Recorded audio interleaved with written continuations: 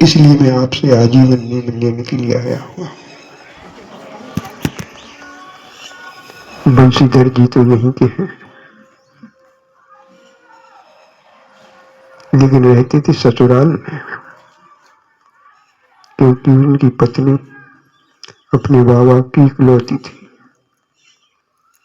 इसलिए उनको उनके सास ससुर ने उन्हें अपने पास ही बुला लिया, यही रहो आप।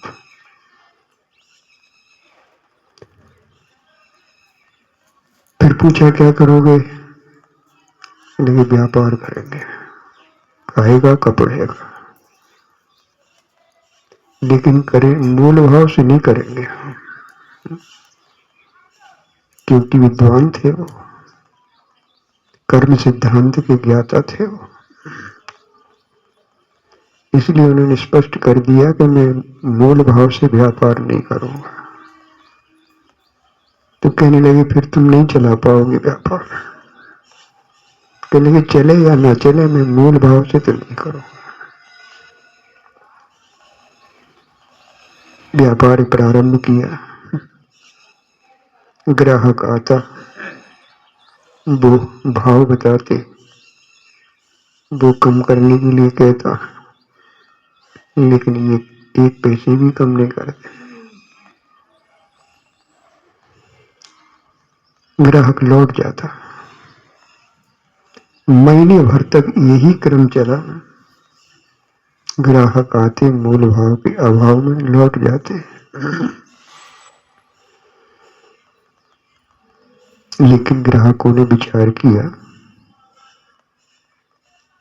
कि जो चीज हमें बाजार में बिना मूल भाव, बाजार में मूल भाव करने पर जितनी में मिलती है, उतने में पंडित जी के यहाँ बिना मूल भाव के मिलती है। काय को पहुंचने में पड़ो मूल भाव के है?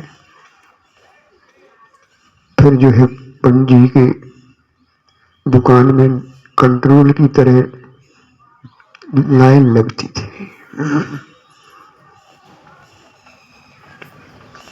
कि ग्राहक भी सलछन से बच गया और दुकानदार भी छलछन से बच गए। आप भी तो होंगे दुकानदार, है? एक भाव से करते हैं मूल भाव से, है?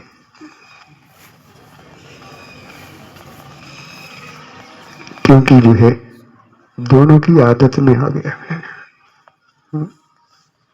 बेचने वाले की भी और खरीदने वाले की भी आ गया है।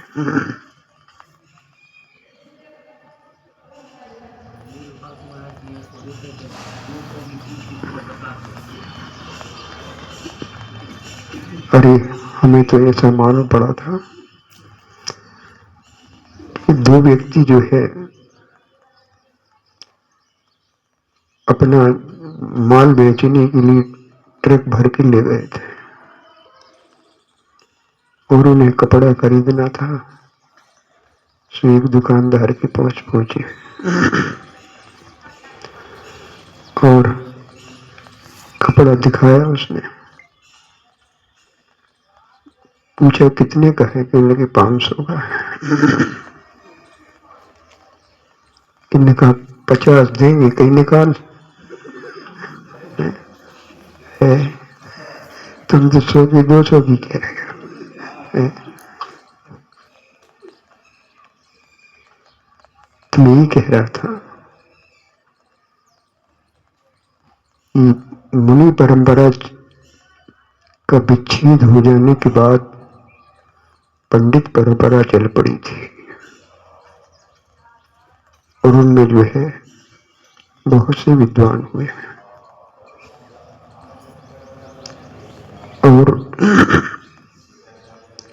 टोडरमल जी जैसे विद्वान हुए।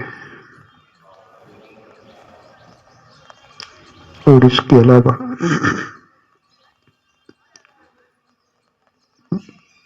एक विद्वान का नाम भूल रहे हैं,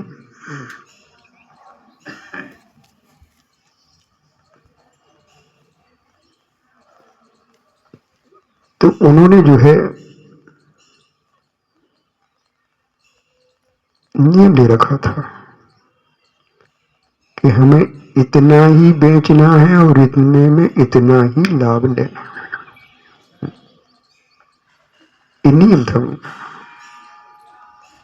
न ज्यादा बेचना, ज्यादा लाभ लेना।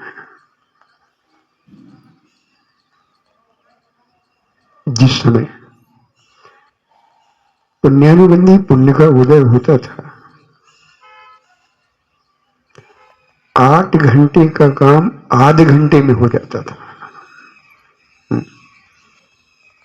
उनका नियम था कि इतना ही बेचना और उसमें इतना ही लाभ लेना है, वो काम आधे घंटे में भी हो जाता था। दुकान बंद, क्योंकि जो आस्तिक हुआ करता है वो चारों प्रकार की पुरुषार्थ में विश्वास रखता है, धर्म, अर्थ, काम और मोक्ष।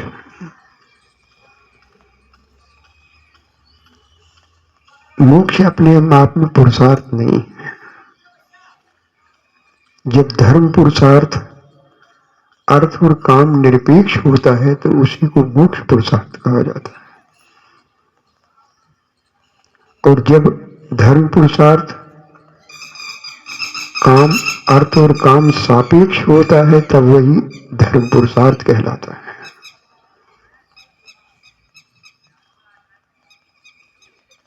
तो वो पंडित जी जो है बनारसी दास जी,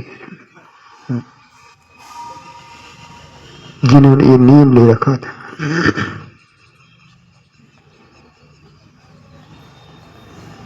ऐसे ही करते थे। कभी पुण्य का उदय नहीं रहता था, जब नहीं होता था तो 8 घंटे में भी नहीं बिक पाता था, 8 घंटे में भी नहीं बिक पाता था। तो वो जो है समय बढ़ा देते थे, अर्थात जो धर्म पुरुषार्थ का समय है उसमें भी अर्थ पुरुषार्थ कर लिया करते थे। और नीति यही कहती है कि समय का उल्लंघन हो जाए, हो जाने दो, न्याय नीति का उल्लंघन नहीं होना चाहिए। यदि 8 घंटे पुरुषार्थ करते हुए पर्याप्त नहीं हो रहा है तो हम अन्याय नीति करने लगे, ये धर्म नीति नहीं कहती है। बल्कि पूरा नहीं हुआ 8 घंटे में तो आप उसका समय बढ़ा दो, उसमें आप अर्थ पुरुषार्थ कर लो धर्म पुरुषार्थ के समय। जब 8 घंटे का काम आधे घंटे में हो जाता है तो सारा समय हम जब धर्म पुरुषार्थ में लगा लेते हैं तो धर्म पुरुषार्थ का समय भी हम अर्थ पुरुषार्थ कर सकते हैं, इसमें कोई क्षति नहीं है। तो ये जो है गृहस्थों के लिए अनुकरणीय है। क्या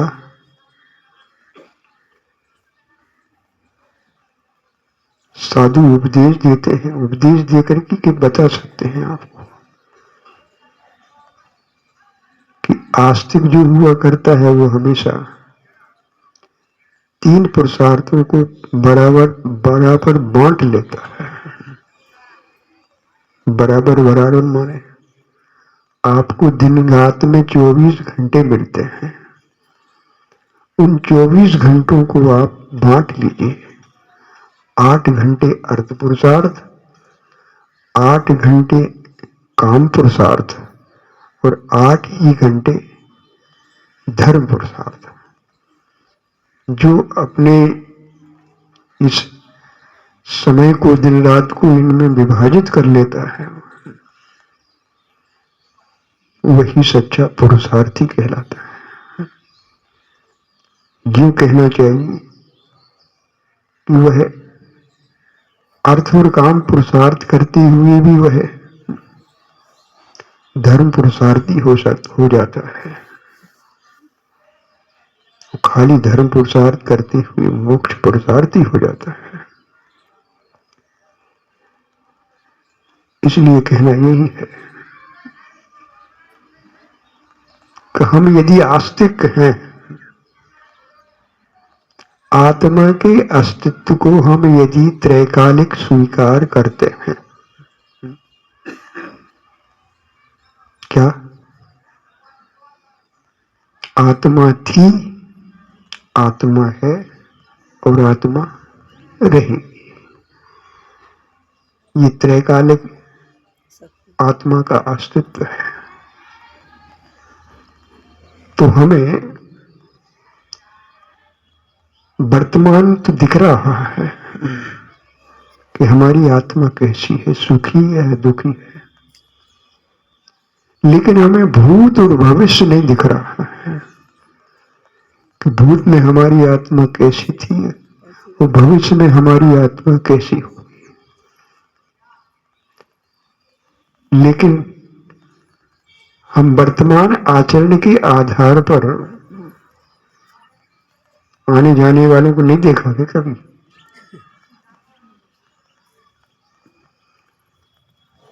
क्या कह रहे थे? वर्तमान जीवन तो हमें दिख रहा है, लेकिन भूत भविष्य का जीवन हमें दिखता नहीं। कभी भूत का जीवन सुखमय था या दुखमय था, भविष्य का जीवन सुखमय होगा या दुखमय होगा, ये हमें वर्तमान में दिखता नहीं है। लेकिन हम वर्तमान के आचरण के आधार पर भूत और भविष्य का अनुमान लगा सकते हैं। वर्तमान में हमारा आचरण ऐसा है तो भूत में कैसा होगा, और वर्तमान में ऐसा आचरण है तो भविष्य में कैसा होगा। वर्तमान आचरण के आधार पर हम भूत भविष्य का अनुमान लगा लेते हैं, और जो आस्तिक होता है वो ऐसे करता है। लेकिन नास्तिक जो होता है वो क्या करता है? नास्तिक का मतलब जो ना आत्मा को मानता है, ना परमात्मा को मानता है, ना स्वर्ग, ना नरक, ना मोक्ष को मानता है। उसकी दृष्टि में आत्मा जन्म से लेकर मरण पर्यंत तक ही रहती है। जैसे चार भूतों को मिलकर के एक भाप तैयार हो जाती है। भाप स्वतंत्र कोई चीज है क्या? चार भूतों के सम्मिश्रण से वह तैयार होती है। ऐसे वो कहता है आत्मा अपने स्वतंत्र कोई चीज नहीं है, चार भूतों के मिश्रण से जो है एक जो शक्ति तैयार होती है उसी को आप लोग आत्मा कह देते हो। तो आत्मा कोई त्रैकालिक नहीं है, तात्कालिक है। ऐसा कौन मानता है? नास्तिक मानता है। आप तो आस्तिक है नहीं है? कुछ कह तो नहीं रहे है? तो परीक्षा हो जाना चाहिए आपकी। कहा भाई अरुण?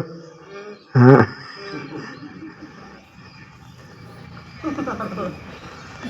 एक बार हम नवागढ़ में थे, चातुर्मास लगने वाला था, कुछ दिन बाकी थे। तो वहां की कुछ व्यवस्था समझ में नहीं आ रही थी, इसलिए हमने आगे बिहार कर दिया। एक मेनवार गांव है,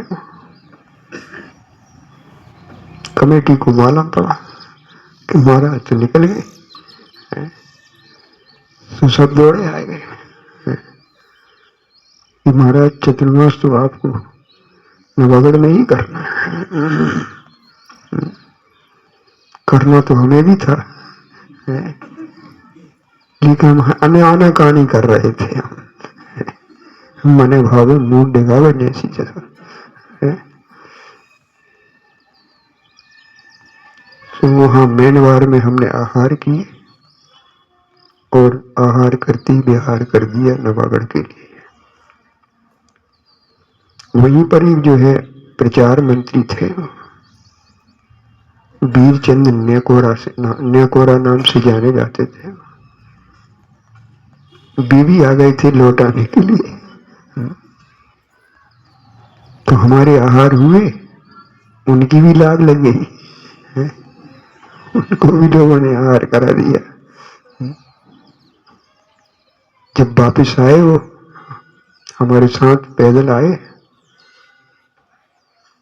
तो वहां भोजनालय चलता है, तो भोजनालय के लोग कहने लगे, मंत्री जी भोजन कर लीजिए, लेकिन नहीं हम तो करा है। तो हमने कहा कि चारवाक जो नास्तिक है उसकी क्या मान्यता है, यावत जीवे सुखी जीवे ऋणम गृहीत्वा घृतम पवेत् भस्मी भूतस्य देहस्य पुनरागमनम कुतः।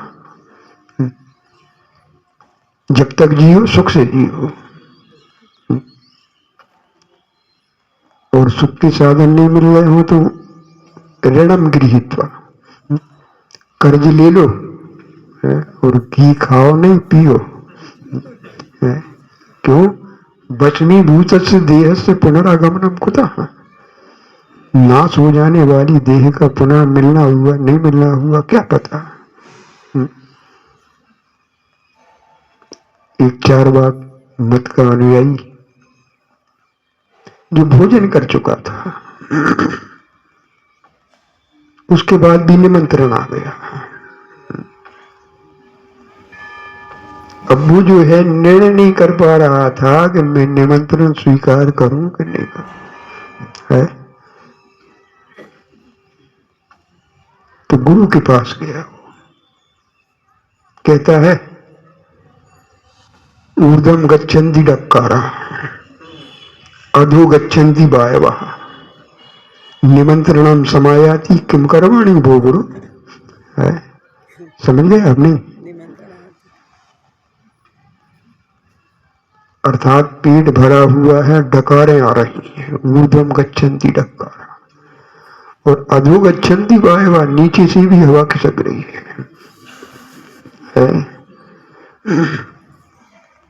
और फिर भी निमंत्रण आया है, क्या करूं मैं? तो वह गुरु कहता है भोजनम गुरु दुर्बुद्धे मां शरीर दयाम कुरु भोजनम सुदुर्लभम लोके शरीराणी तो पुनः पुनः। ये दुर्बुद्धि, भोजन गुरु माने निमंत्रण स्वीकार कर ले, और मां शरीर दयाम कुरु, शरीर पे दया न मत कर कि पेट भरा है और क्या और खाऊंगा तो क्या होगा इसका, इस शरीर की चिंता मत कर।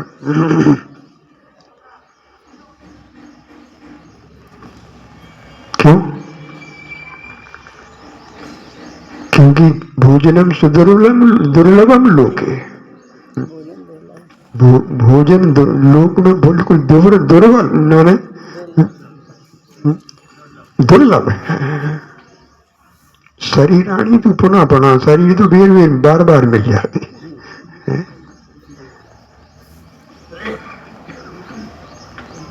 तपांसी यतनाश्चित्र संयमो भोग वंचिका अग्निहोत्रादिकम कर्मे बाल क्रीड़े वो लक्ष्यते। क्या मान्यता है उनकी? ये आस्तिक लोग कहते हैं संयम रतन समान विषय चोर बहु फिरत। संयम को रत्न की उपमा देते हैं और विषयों को चोर की उपमा देते हैं। विषय चोरों से संयम की रक्षा करो कहते हैं। नास्तिक क्या कह रहा है? तपांसी यतनाश्चित्र, आप लोग जिसको तप कहते हो वो नाना प्रकार के कष्टों के अलावा कुछ नहीं है। उनसे कुछ उपलब्ध होने वाला नहीं, सिर्फ कष्टों के अलावा। तो तपांसी यतनाश्चित्रे संयम भोग वंचिका। ये संयम जो है भोगों का वंचक है, ठग है। आप रतन कह रहे हैं, वो ठग कह रहा है, वो ठगने वाला है। और अग्निहोत्र आदि कम करना है। ये यज्ञ है, ये पूजा है, ये विधान है, ये सब क्या है? ये बालकों की क्रीड़ा है, ये खेल है। ऐसा चार बाग मत का अनुयायी मानता है। आपको उसकी मान्यता पर हंसी तो नहीं आ रही है कि पेट भरा हुआ है और निमंत्रण स्वीकार करके हंसी नहीं आ रही है? अरे उस पर हंसने वाले अपने ग्रेवा को झांक करके देखे। चार बाग के मत की अनुयायी को पेट की चिंता है, लेकिन जो अपने आप को आस्तिक मानते हैं उन्हें पेटी की चिंता है कि नहीं है? पेट के साथ पेटी की भी चिंता है कि नहीं है? क्या समझ में आया आपको? कर्म सिद्धांत तो कहता है कि बहुआरम्भ परिग्रह तुम नारकस्य हुसा। बहुत आरंभ और बहुत परिग्रह नरक गति का कारण है। और यहां जो है पेट के साथ पेटी की भी चिंता है। इस प्रकार एक सेठ ने अपने मुनीम से कहा, मुनीम हिसाब तो लगाओ, अपने पास कितनी संपत्ति है। उसने 8 दिन तक परिश्रम किया। 8 दिन के बाद सेठ जी से कहा, सेठ जी हिसाब लगा लिया है, आपकी सब कितनी संपत्ति है? कितनी है? कहने लगे 7 पीढ़ी तक चल सकती है, इतनी संपत्ति है। तो कहने लगे फिर 8वीं का क्या होगा? क्या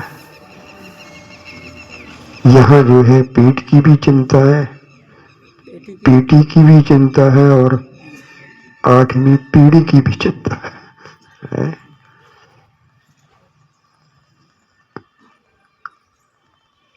कहते हैं जो है आवश्यकता आविष्कार की जननी है। क्या ठीक है? यह एक बार एक व्यक्ति हमारी परीक्षा कर रहे थे, घड़ी से देखा जाओ,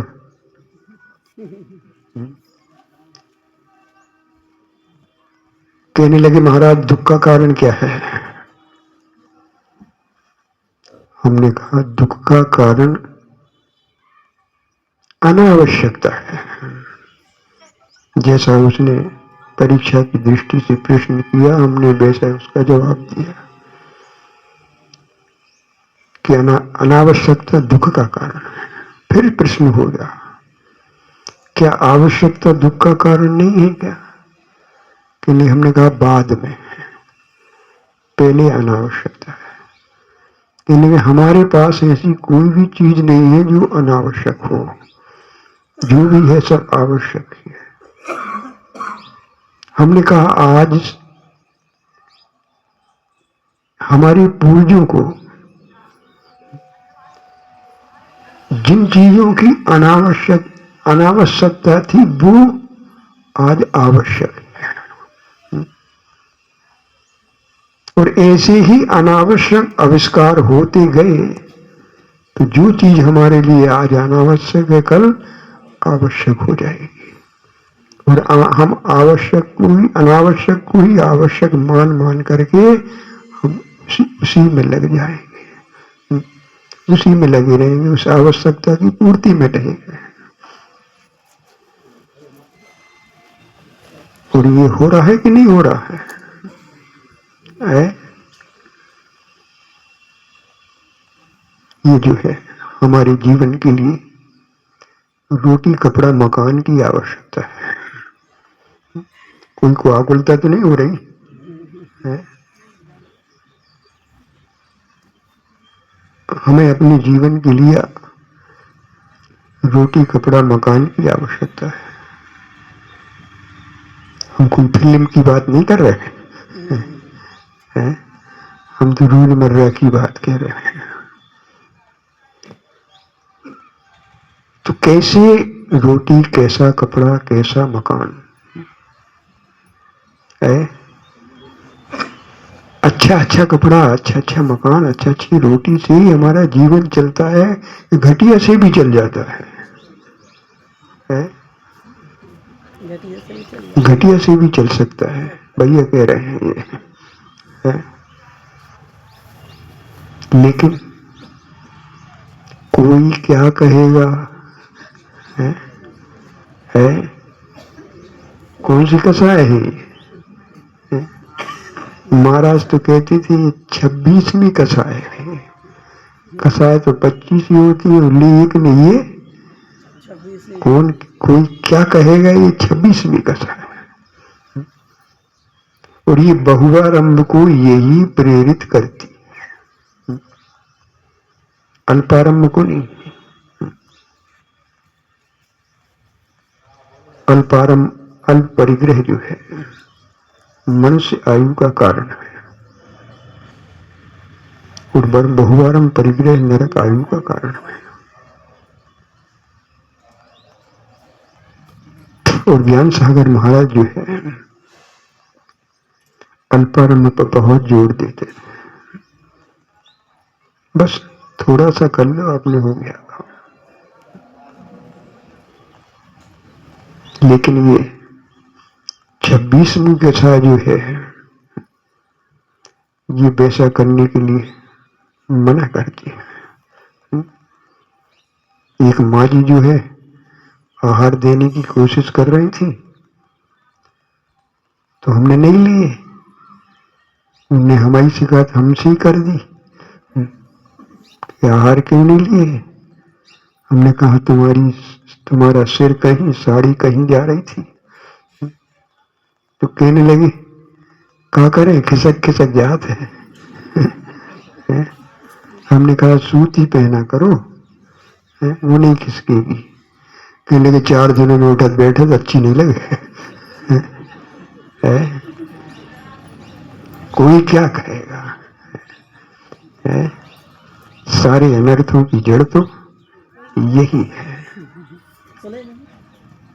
इसलिए यहां पर कहना ये है, जो हमने बंशीधर जी की और बनारसी दास की जो आपको घटना बताई, ये विद्वान जो है अनुकरणीय है, इनका कृत्य अनुकरणीय है। यदि आप आस्तिक हैं, आप जो है नरक पे विश्वास रखते हैं, बहुबारम परिग्रह से नरक मिलता है, इस पर भी विश्वास रखते हैं, तो हमें सादा जीवन, उच्च विचार, इस युक्ति के अनुसार हमें चलना होगा। क्योंकि हमें जिस प्रकार हम वर्तमान में सुखमय जीवन जी रहे हैं, हमें भविष्य में ही सुखमय जीवन जीना है। उस सुखमय जीवन जीने के लिए हमें मनुष्य आयु का कारण जो अल्पारंभ परिग्रहत्व है, उस पर अपना